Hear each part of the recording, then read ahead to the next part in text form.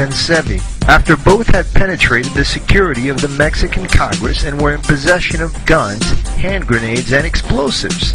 This morning, La Voz de Altazan had a personal telephone interview with Mexican Congressional Press Secretary, Licenciada Adriana Lopez, and verified the arrest of two Israelis after they had entered through the highly secure front entrance of the Palacio Legislativo de San Larzo.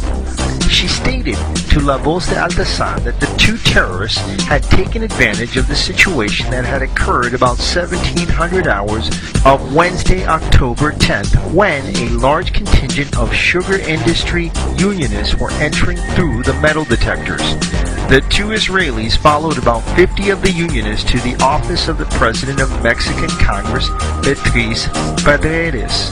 The two Israelis were first pretending to be press photographers, but called attention to the sugar unionists because of their nervous and out-of-ordinary behavior. About 10 of the unionists confronted them and observed that they were carrying guns and what looked to them to be explosives. They held the two Israelis until official congressional security personnel took them into custody. The head of congressional security, Salvador Alarc, verified that the Israelis had in their possession 9 grenades, sticks of dynamite, detonators, wiring, and 2mm Glock automatics. Mexican Congressional Press Secretary Licenciada Adriana Lopez informed La Voz de Altazan in the telephone interview that congressional security then turned the terrorists Salvador Gerson Smeki, age 34, and Sara Ben-Zevi, age 27, to the Procuraduría General de la República, Mexican Department of Justice, which is headed by Mexican Army General Rafael Marcial Mesado de la Concha. Initial reports by the Procuraduría General de la República, PGR, were that both Israelis worked for a private security agency and that they both had gun permits. It turned out that there was no connection to either suspect to any private security agency. The PGR has released the retired Israeli IDF colonel with the official explanation that he had a legal permit to carry a gun. They also released the illegal Israeli immigrant on about $4,000 bail and had the case turned over to the Mexican immigration authorities. Mexican Congressional Press Secretary Licenciada Adriana Lopez was surprised to hear from La Voz de Altazan of the release of the two Israelis. La Voz de Altazan has also learned that the Israeli embassy used heavy-handed measures to have the two Israelis released. Very high-level emergency meetings took place between Mexican Secretary of Foreign Relations Jorge Gutman, General Mesado de la Concha, and a top Ariel Sharon envoy who flew to Mexico City especially for that purpose. Elias Luff of the Israeli embassy worked night and day, and their official spokeswoman, Hilla Engelhardt, went into high gear after many hours of complete silence. What went on during those high-level meetings, no one knows, but many in Mexico are in disbelief at their release. Guns and any kind of explosive is highly illegal for Mexican citizens, and the fact that these two Israelis had them inside the Mexican Congress makes their release highly suspect. What is really going on?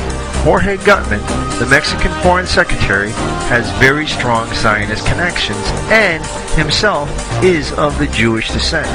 Mexican Army General Mesado de la Concha has strong connections to the U.S. military-industrial complex and through this to the Israeli Defense Forces. Have any of these connections influenced the decisions to release the two Zionists? Former Italian President Francisco Cossega, who revealed the existence of Operation Gladio, told Italy's oldest and most widely read newspaper that the 9/11 terrorist attacks were run by the Mossad, and that this was common knowledge among global intelligence agencies. In what translates awkwardly into English, Cossega told the newspaper Corriere della Sera, all the intelligence services of America and Europe know well that the disastrous attack has been planned and realized from the Mossad with the aid of the Zionist world in order to put into accusation the Arabic countries and in order to induce the Western powers to take part in Iraq and Afghanistan, unquote.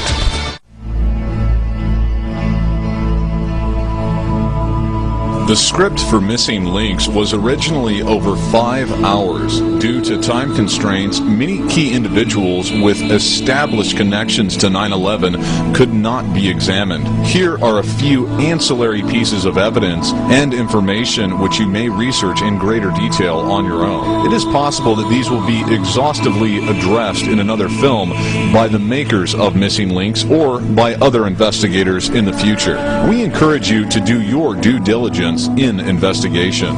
Jack Abramoff. He entertained the supposed lead hijacker Mohammed Atta aboard his yacht. Keep in mind that the argument of this video is that personalities such as Atta were only used as misdirection.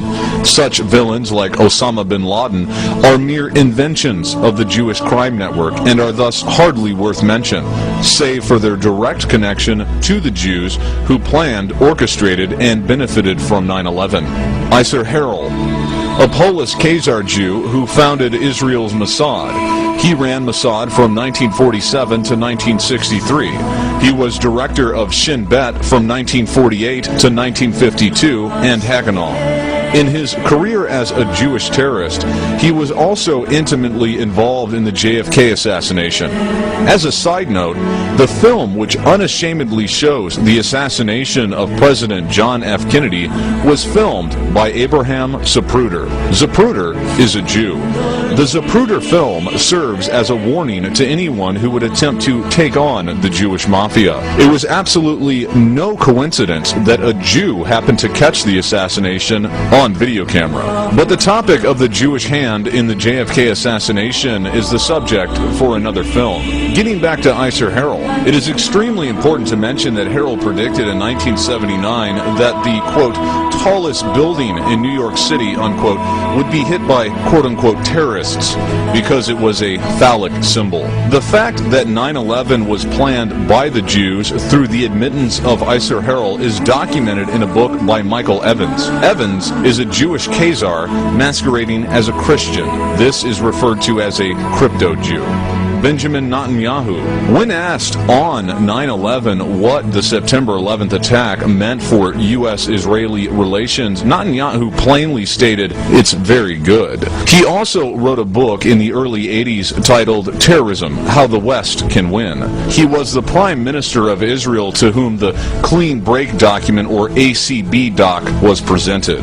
Benjamin Chertoff. Benjamin is Michael Chertoff's cousin.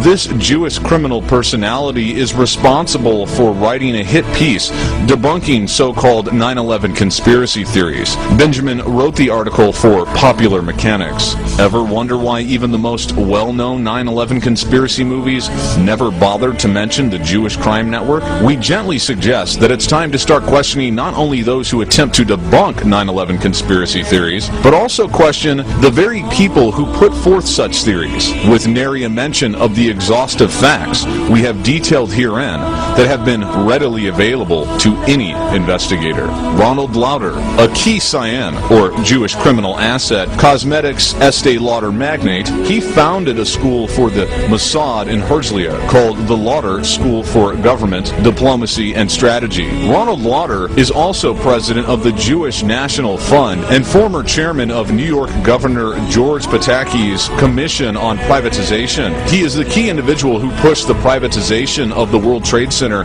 and the former Stewart Air Force Base, where the flight paths of the two planes that hit the Twin Towers oddly converged. Ronald Lauder played a significant, albeit unreported, role in the preparation for 9/11. Amit Yoran, founder and director of Guardium. He went to West Point and became the manager of computer network security for the Pentagon and Secretary of Defense. Yoran went on to serve as the czar of cybersecurity for the U.S. Department of Homeland Security, which is run by criminal Jew Michael Chertoff. Stephen Kaufman, program leader for the National Institute of Standards and Technology, or NIST, cover-up of World Trade Center 7 crimes. Even after 7 years, NIST releases a report reaffirming the official fairy tale about the collapse of World Trade Center Building 7.